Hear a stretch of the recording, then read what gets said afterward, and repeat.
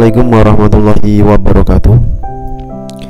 Adik-adik di seluruh Indonesia, ketemu lagi pada pembahasan asam basa kelas 11 KD 10. Lingkup materi pada pembahasan asam basa meliputi konsep asam basa itu sendiri, indikator asam basa, dan pH asam basa. Nah, ini adalah ada peta konsepnya ya.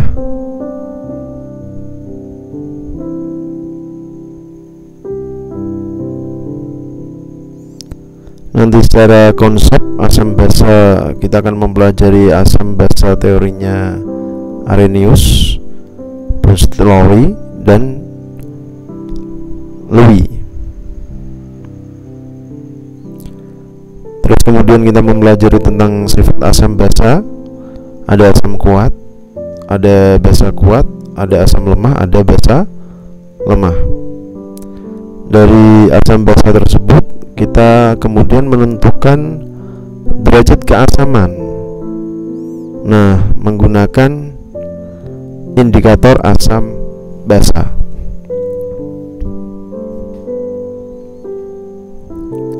Pada pembahasan asam basa kita terlebih dahulu mengenal stoikiometri. Dulu sudah pernah dipelajari di kelas 10, kita ingatkan kembali ya, yaitu meliputi konsentrasi yang sering dipakai pada pembahasan asam basa, yaitu konsentrasi tentang molaritas. Kalau dulu di kelas 10 lebih dikenalkan pada mol per satuan volume, karena seringkali yang digunakan volumenya dalam mililiter, maka rumusnya menjadi massa zat terlarut dibagi mR zat terlarut dikali 1000 dibagi volumenya.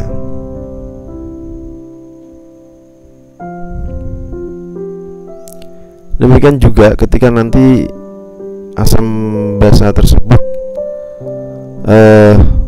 dicampur, mengalami pencampuran, maka berlaku hukum atau rumus, yaitu sebagai berikut: MC kali VC, maksudnya molaritas yang baru ya, itu adalah gabungan dari molaritas zat 1 dikali volume zat 1 ditambah molaritas zat 2 dikali volume zat 2, dan seterusnya. Oke, untuk stoikiometrinya mudah dipahami ya. Kita lanjutkan pada pembahasan berikutnya, yaitu lebih detail lagi kita bahas tentang konsep asam basa. Yang pertama, asam basa dari Arrhenius. Intinya asam basa dari Arrhenius itu senyawa tersebut harus dilarutkan dalam air, artinya dia terlarut dalam air, baru bisa didefinisikan zat tersebut asam apabila menghasilkan ion hidrogen, atau zat tersebut itu dikategorikan basa jika dia menghasilkan ion hidroksida atau OH-. Nah, contohnya adalah ada asam kuat HCl, HNO3, dan H2SO4. Sekaligus juga diberikan reaksi ionisasinya ya. Kalau HCl itu di dalam air nanti akan terion menjadi ion H+ dan Cl-. Sedangkan H2SO4 akan menjadi 2 ion H+ dan ion SO4 2-. Nah, jumlah koefisien H+-nya itu bisa tampak di rumus senyawanya. Misalkan H2SO4 berarti hanya ada 2. Begitu ya. Terus kalau basa juga demikian. Basa NaOH misalkan, berarti OH-nya ada 1, sudah tampak di rumus kimianya. Kalau CaOH 2 kali berarti ion OH-nya ada 2.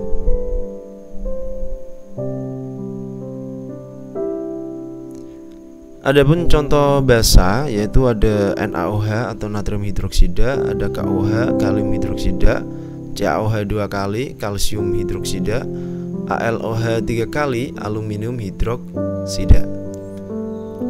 Perhatikan angka indeks di OH-nya ya.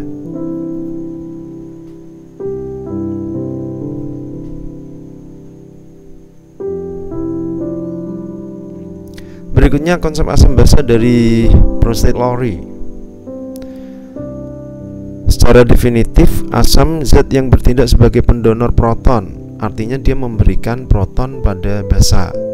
Sedangkan basa zat yang bertindak sebagai akseptor atau penerima proton yang diberikan dari asam. Nah, ilustrasinya seperti ini. Misalkan HCl terlarut dalam H2O, nanti hasilnya akan membentuk H3O+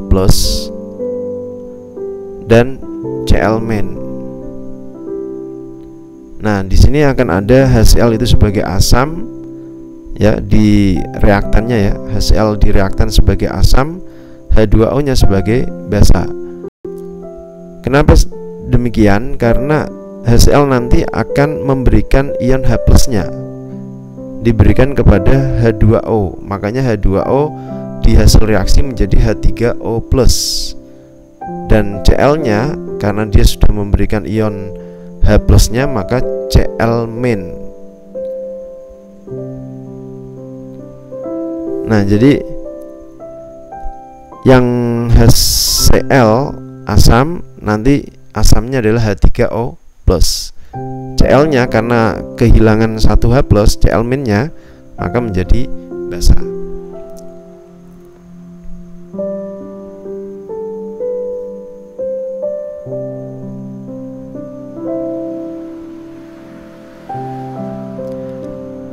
Dari pasangan tersebut terbentuklah istilah namanya pasangan asam basa konjugasi.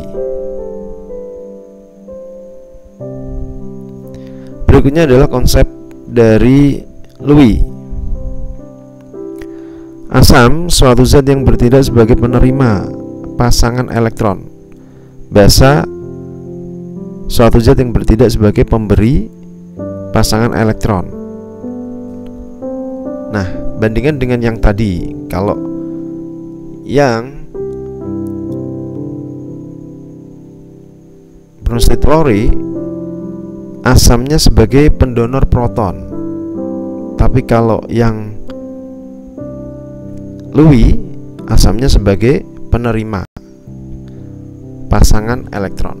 Nah, jadi orientasinya kalau yang Bronsted-Lowry itu proton, sedangkan Lewis orientasinya adalah pasangan elektron.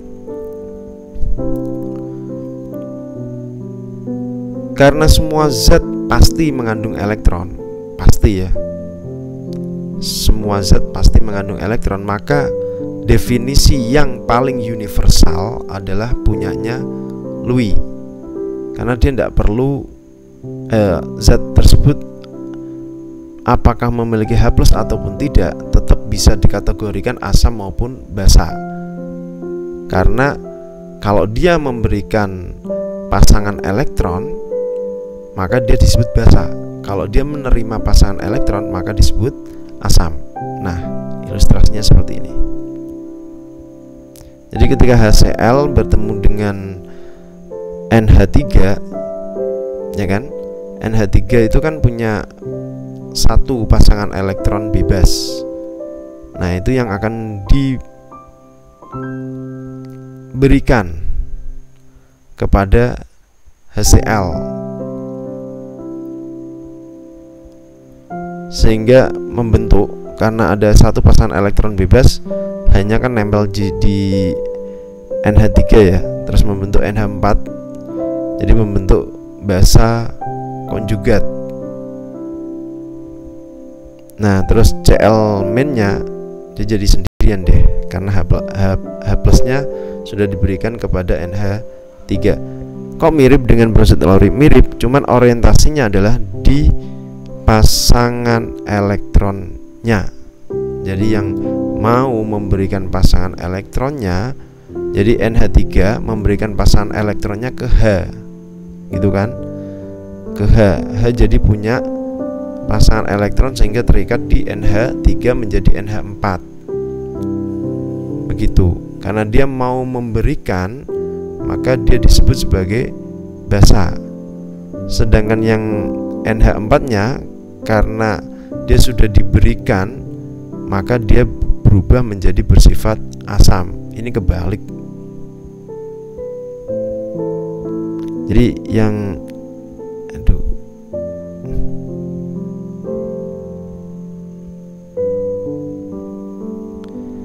NH4 itu sebagai asam, sedangkan Cl-nya sebagai basa. Nah, contoh lagi nih. Jadi NH3 punya pasangan elektron bebas yang akan diberikan ke B. Jadi NH3-nya karena dia nanti akan memberikan, dia bersifat basa. Sedangkan BF3 dia akan menerima pasangan elektron yang diberikan dari N, maka dia bersifat asam. Nah, ini dia. Kalau kita ingat lagi di pelajaran kelas 10, yaitu tentang ikatan kovalen koordinasi. Nah, tidak perlu saya jelaskan ya, review lagi di video saya yang di kelas 10 terkait dengan ikatan kimia. Gitu. Lanjut ya. Ionisasi dalam air. Sebenarnya H2O atau molekul air itu mengalami ionisasi, tapi kecil yang mengalami ionisasinya. Makanya kalau H2O murni saking kecilnya yang mengalami ionisasi, maka ketika uji elektrolit itu tidak dapat mengantarkan arus listrik karena ionnya sangat-sangat kecil sekali jumlahnya. Nah, berapa sih kira-kira jumlahnya? Kalau kita hitung berdasarkan hitungan ini ya, itu ion H plusnya ada 10⁻⁷. Jadi sangat-sangat kecil. Dan ion OH-nya juga sama, 10⁻⁷. Nah, maka oleh sebab itu air bersifat netral. Jadi air murni itu bersifat netral.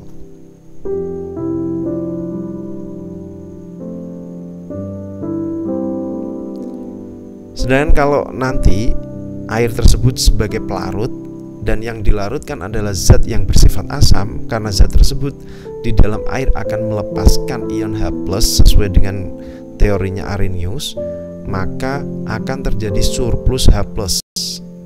Nah, surplus H+ itu mengakibatkan jumlah H+-nya lebih besar dibanding OH-nya.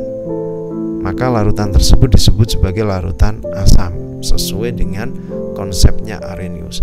Dan konsepnya Arrhenius akan sering kita gunakan meskipun konsep Arrhenius itu tidak bisa digeneralkan atau bersifat universal. Tapi pada tahapan pembelajaran di kelas 11 ini itu lebih banyak menggunakan teorinya Arrhenius karena zat tersebut dilarutkan ke dalam air gitu.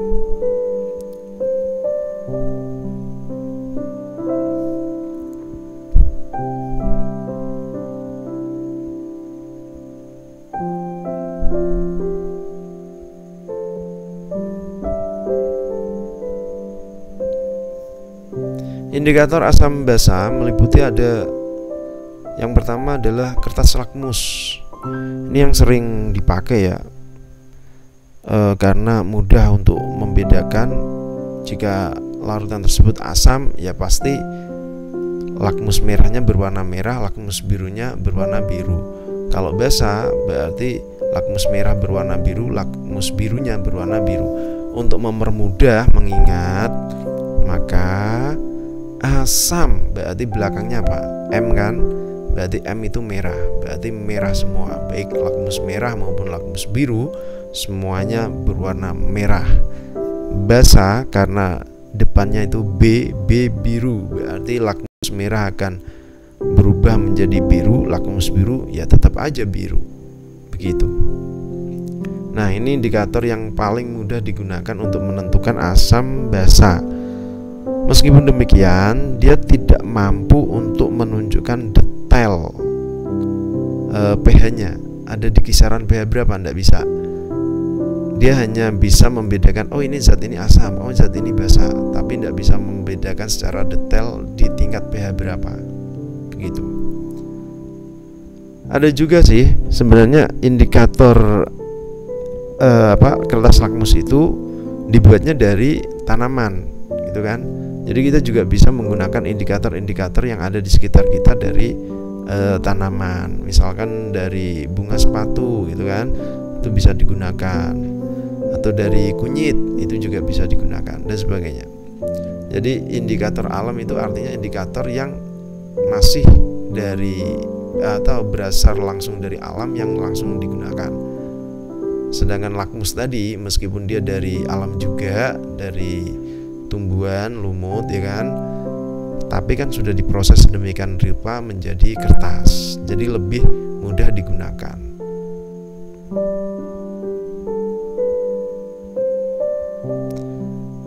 Terus kita juga bisa menggunakan reagen. Ini yang ketika titrasi kita menggunakan semacam cairan ya, cairan reagen ya, cairan tertentu, yaitu ada metil jingga, metil merah, bromtimol biru, phenolphthalein, lakmus. Lakmus tidak ikut ya. Lakmus kan tadi membedakan asam sama basa gitu. Dia punya trayek. Punya trayek artinya punya batasan pH. Kalau dia mengalami perubahan warna, dia udah menuju ke pH berapa, itu ada ya. Seperti metil jingga itu kan batasannya adalah merah ke kuning, ya kan. Kisaran pembedanya ada di 3,2 sampai 4,4. Itu pas berubah-berubahnya. Jadi kalau nanti warnanya merah, berarti diuji dengan metil jingga warna merah, berarti dia ada di kisaran antara 1 sampai 3 gitu kan. Tapi kalau udah warnanya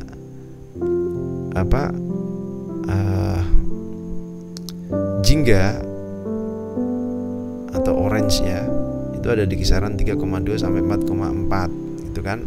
Dia di warna transisi. Terus nanti ketika dia kok kuning, berarti ada di kisaran 5 sampai 14 gitu. Jadi penggunaan reagen ini tidak bisa menggunakan hanya satu reagen aja dalam uji pH suatu larutan, tapi dikombinasi dengan reagen yang lain. Bisa menggunakan 2, 3 atau berapa gitu.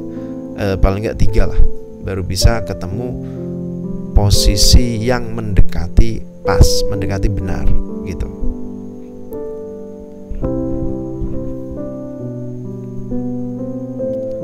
Metil merah, cara memahaminya, membacanya sama dengan metil jingga tadi ya.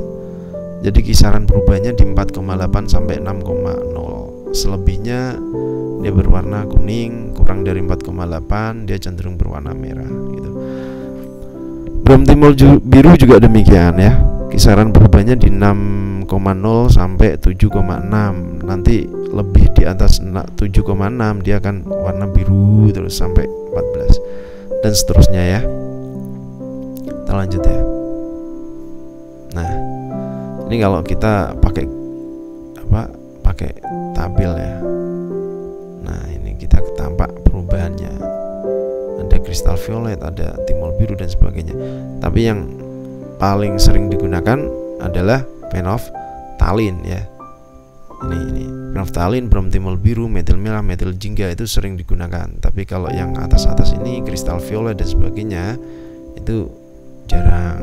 Makanya untuk yang 3 tadi, metil merah, metil jingga, bromtimol biru, phenolphthalein, trayeknya usahakan dihafalkan ada di kisaran berapa.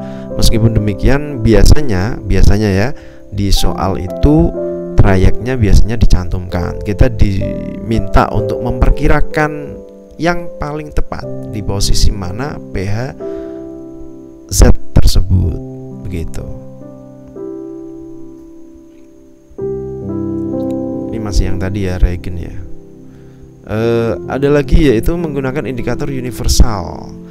Jadi pakainya juga kertas ya, bukan mirip sih, kayak lakmus gitu ya, ukurannya lebih kecil ya kan. Dan dia bisa membedakan di kisaran 1 sampai 14 tergantung warna yang tampil di situ.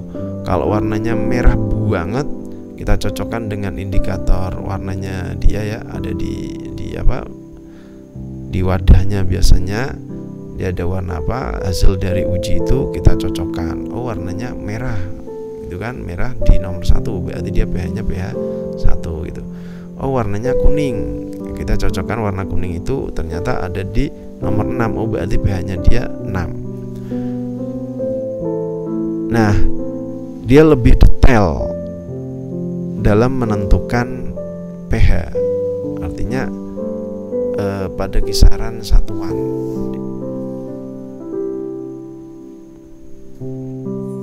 Ada lagi sih yang lebih detail dibanding indikator universal, yaitu menggunakan pH meter.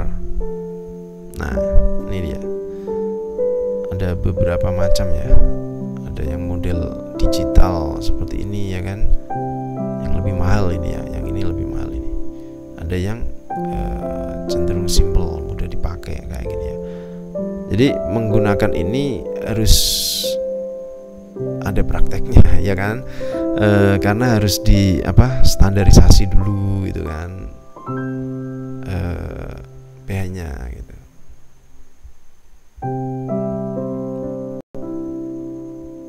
Nah, kita udah masuk pada caranya menghitung pH ya kan. Kalau tadi di awal udah dijelaskan sedikit, ada angka-angka ya di stoikiometri sama di peta konsepnya. Ini lebih detail lagi ya. Jadi intinya asam itu di dalam air akan melepaskan ion H+ gitu kan. Lah karena dia melepaskan ion H+, maka rumusnya adalah tinggal valensi asamnya dikalikan dengan molaritas larutan tersebut. Nah, tinggal valensinya kita cek dulu. Makanya penting banget untuk bisa mengetahui berapa valensi dari H+-nya. Kayak tadi yang sudah saya singgung, misalkan HCl, berarti hanya kan ada 1. Iya, valensi asamnya 1 gitu. Tapi kalau H2SO4, H2 berarti H+-nya ada 2, berarti valensi asamnya ada 2. Tinggal 2 dikalikan molaritasnya. Misalkan molaritasnya adalah 10⁻⁵, berarti 10 sorry, karena ini asam kuat ya, 10⁻⁻1 katakanlah gitu ya. Maka asam sulfat konsentrasi 10⁻⁻1 berapa konsentrasi ion H+-nya, berarti tinggal kalikan 2 kali 10⁻⁻1 begitu. Sedangkan rumus pH-nya adalah men log H+, berarti misalnya tadi contohnya Pak, 2 kali 10⁻⁻1 ya, berarti men log 2 kali 10⁻⁻1 sama dengan 1 men log 2 begitu. Itu untuk asam kuat. Jadi yang merah banget itu asam kuat. Sedangkan untuk asam lemah ya kan, di dalam soal biasanya dicantumkan harga Ka. Jadi ini untuk mudah mengingat, oh kalau ada Ka-nya berarti itu asam lemah dong. Ya kira-kira gitu lah. Ini salah satu clue ya untuk mengidentifikasi, karena memang kalau udah terbiasa gampang banget membedakan antara asam kuat dengan asam lemah. Tapi kalau belum terbiasa, clue-nya adalah di soal tersebut ada harga Ka, yaitu tetapan kesetimbangan asamnya. Kenapa ada tetapan kesetimbangan asam? Karena di situ terjadi reaksi kesetimbangan. Reaksi kesetimbangan udah dibahas di semester 1 ya. Coba dibuka kembali. Kelas 11 semester 1 akhir ya. KD 9. Nah, kalau yang ini kenapa reaksinya kok kesetimbangan sih? Karena tidak semuanya berubah menjadi ion. Jadi ada yang masih tetap dalam molekulnya, ada yang mengalami ionisasi, dan itu kecil yang mengalami ionisasi, tidak terlalu besar. Nah, contohnya apa? Asam cuka misalkan ya. Di dalam asam cuka berarti pada larutan asam cuka tersebut akan ada air, akan ada CH3COOH gitu kan, akan ada molekul itu, akan ada juga H+, akan ada juga CH3COO-. Nah, jadi tidak semuanya berubah menjadi ion. Rumusnya bagaimana? Rumusnya kayak gini, konsentrasi H+ sama dengan konsentrasi asam lemah dikalikan dengan alfa. Alfa itu derajat ionisasi. Jadi kalau Ka-nya tidak ada, biasanya cantumkan alfanya, derajat ionisasinya, begitu. Nah, kalau pakai Ka, berarti kalau pakai Ka pakai rumus yang kedua, itu H+ sama dengan akar Ka dikali konsentrasi asam lemah tersebut, begitu.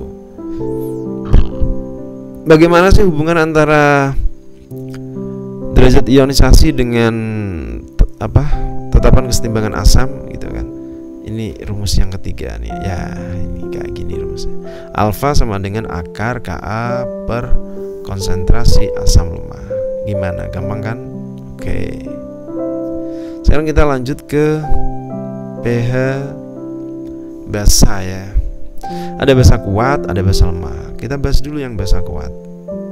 Nah, pada dasarnya rumusnya itu sama gitu. Yang dibedakan adalah di kalau tadi yang cari kan konsentrasi H+ kan, kalau yang basa ya berarti konsentrasi OH- gitu. Rumusnya sama, valensi basa dikalikan dengan molaritas basa tersebut. Berapa valensi basa tampak di rumus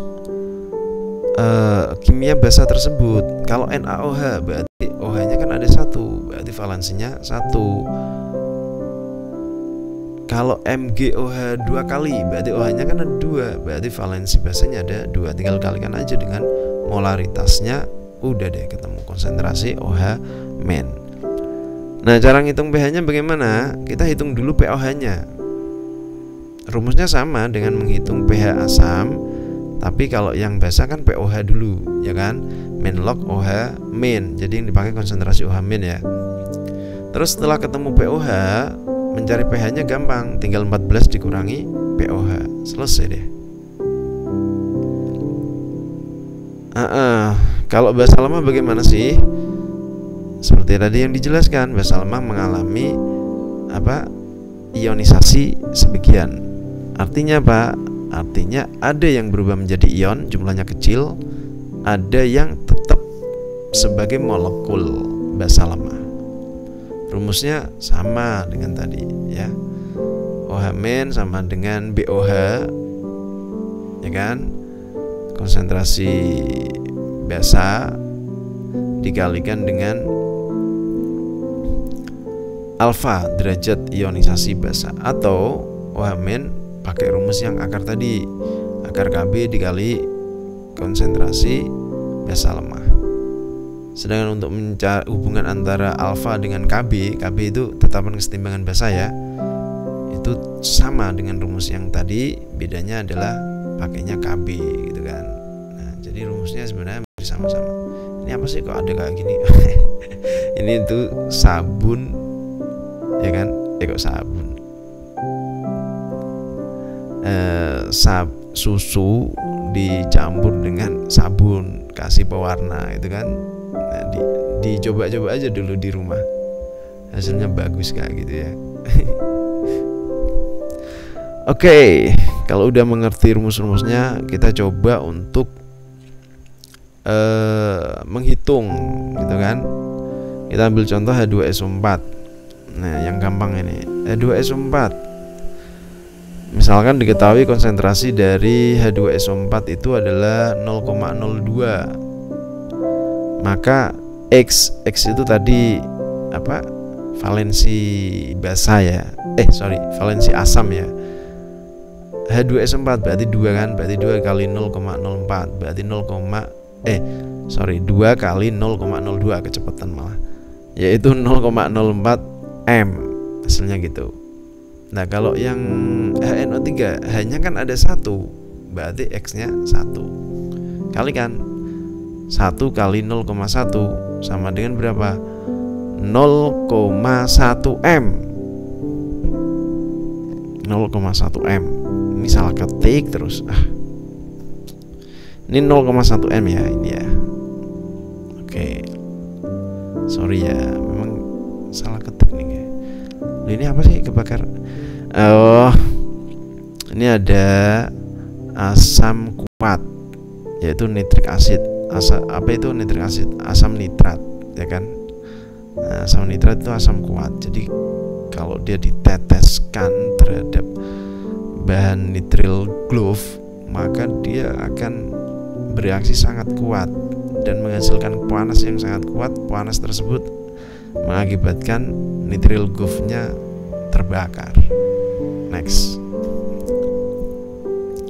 Berapa konsentrasi ion H+ dalam larutan CH3COH? Ini yang saya maksud asam cuka ya tadi. 0,01 M dalam air jika harga Ka-nya 1,75 kali 10⁻⁵. Tentukan pula harga derajat ionisasinya. Oke.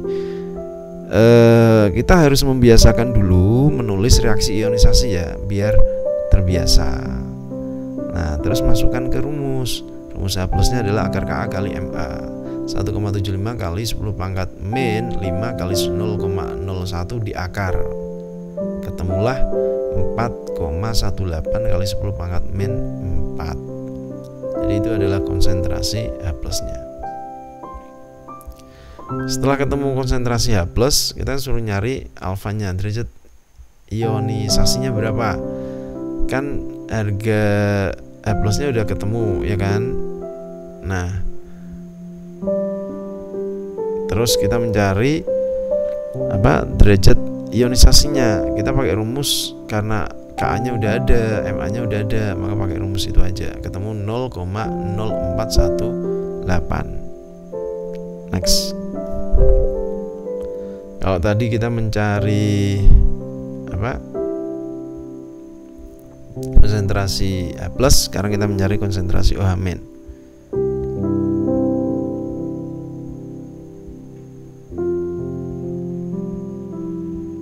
Tentukan harga konsentrasi OH- yang terdapat dalam larutan dimetilamino.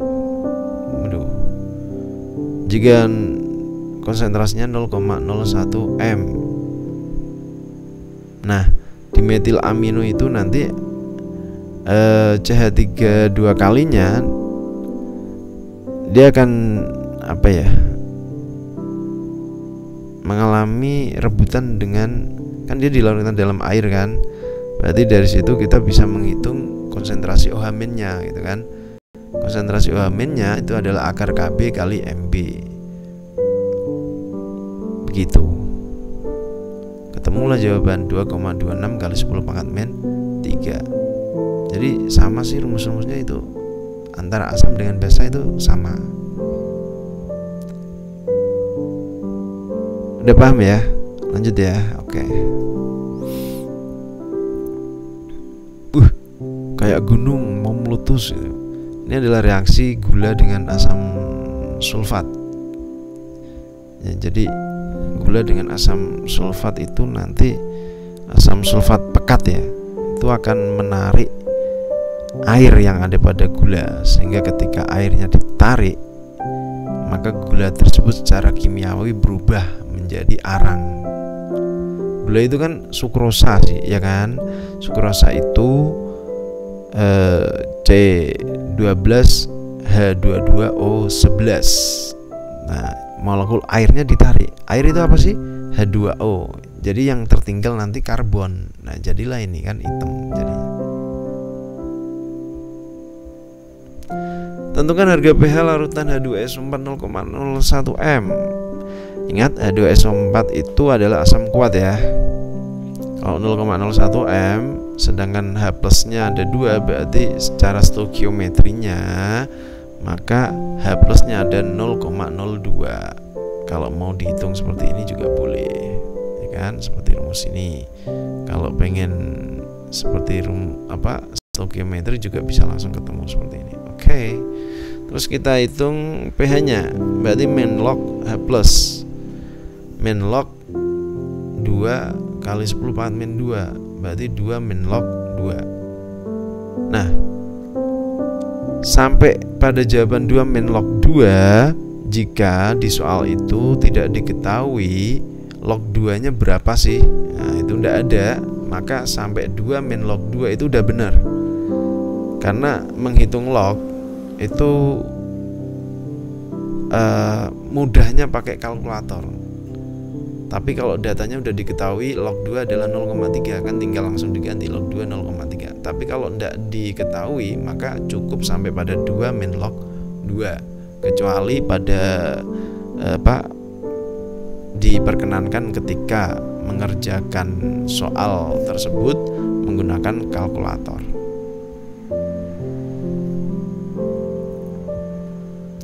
Tentukan harga pH dan pOH-nya larutan HCl 0,01. Caranya hampir sama ya.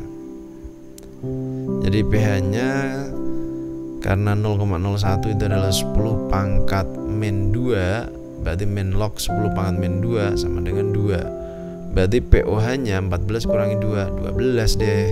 Itu kan gampang. Ini apa sih? Kepoin dong, ini loh.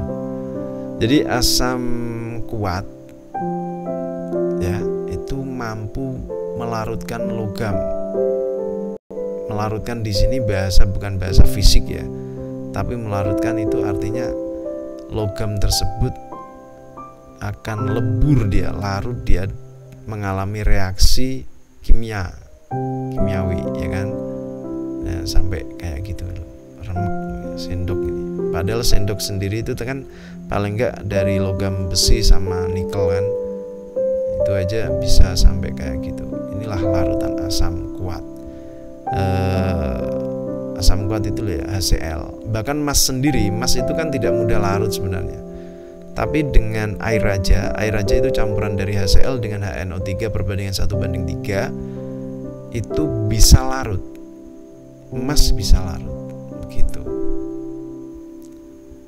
Oke, kalau dimasukkan cuka bagaimana? Ya udah bisa larut, malah justru lebih bersih, lebih mengkilap.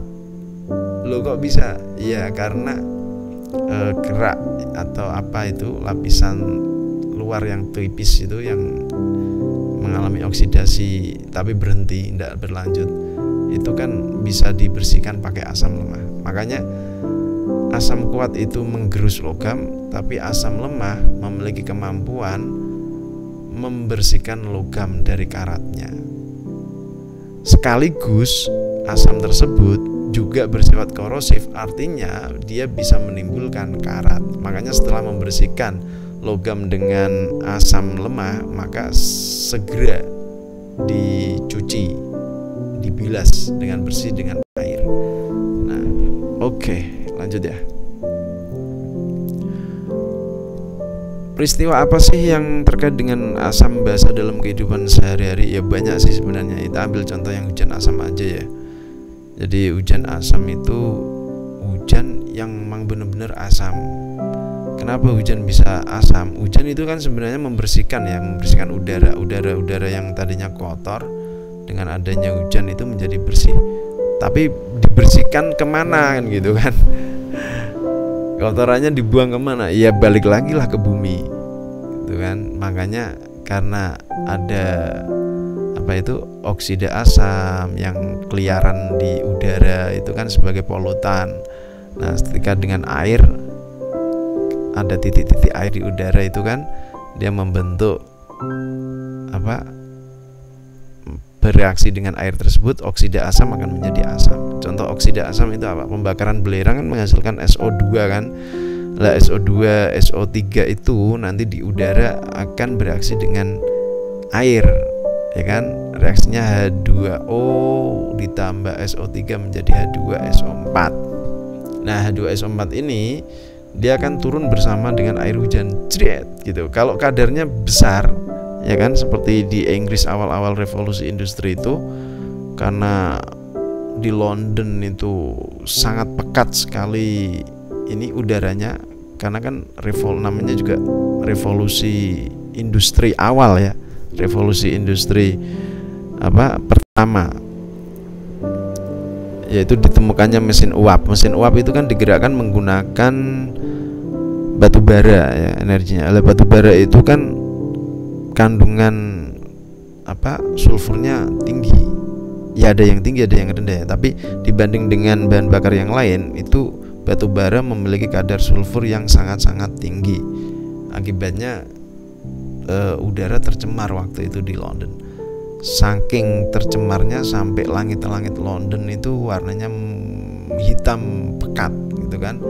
Lah satu waktu ada hujan, shit gitu kan. Nah hujan ini ternyata hujannya asam, tumbuh-tumbuhan menjadi kering. Orang yang kena hujan asam juga bisa kena wabah dan meninggal. Makanya waktu terjadi peristiwa itu pertama kali di Inggris, itu salah satu bencana pencemaran dunia awal pertama, yaitu meninggal sejumlah manusia akibat terkena dari hujan asam tersebut. Jadi dengan pemahaman seperti ini kita jadi harus ngerti ya, peduli juga dengan lingkungan, jangan mudah bakar-bakar ya kan, karena bisa mengakibatkan hujan asam. Tidak hanya dari senyawa SO3 saja, bisa dari NO2 yaitu dari bahan bakar kendaraan bermotor ya kan, atau CO2 itu dari pernafasan kita. Kalau CO2 kalau hanya dari pernafasan manusia paling jumlahnya kecil ya kan, tidak sampai mengakibatkan hujan asam yang sangat-sangat tinggi konsentrasinya. Malah justru itu sebagai dinamika keseimbangan alam, karena dari CO2 itu ketika ketemu dengan air menjadi H2CO3 itu akan nanti bereaksi dengan kapur menjadi CaCO3, batuan kapur deh. Nah di Indonesia banyak kan batuan kapur. Lanjut ya. Waduh udah selesai ya. Terima kasih ya telah menyaksikan video kali ini. Jangan lupa like and subscribe, pencet lonceng tombol notifikasi agar nanti mendapat update video-video terbaru dari kami. Demikian apa yang dapat kami sampaikan, semoga bermanfaat. Assalamualaikum warahmatullahi wabarakatuh.